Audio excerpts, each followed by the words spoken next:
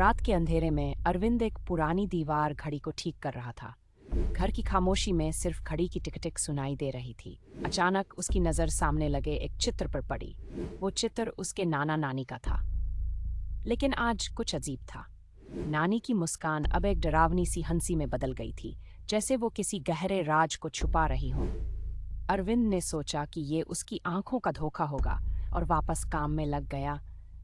लेकिन उस चित्र से उसकी नजर हट ही नहीं रही थी। जैसे ही उसने पूरी तरह से ध्यान दिया, चित्र में नानी की आंखें अरविंद की ओर घूर रही थीं, जैसे वो उसे बुला रही हों। ठंडे पसीने से लथपथ उसने दीवार की ओर बढ़कर चित्र को हटाने की कोशिश की।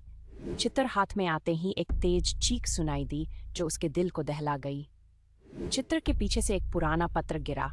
पत्र में लिखा था, जो भी इस चित्र को हटाएगा उसे अपनी आत्मा का बलिदान देना होगा। अरविंद ने डरते हुए चित्र को वापस दीवार पर टांग दिया, लेकिन अब वो चित्र पहले जैसा नहीं था। अब उसमें नानी अकेली नहीं थी, बल्कि अरविंद की भी झलक उसमें दिखाई दे रही थी। कमरे का तापमान गिरता गया और अचानक दीवार पर लगे चित्र ने खुद को बदलना शुरू कर दिया। अरविंद ने कमरे से बाहर भागने की कोशिश की, लेकिन दरवाजा बंद हो चुका था।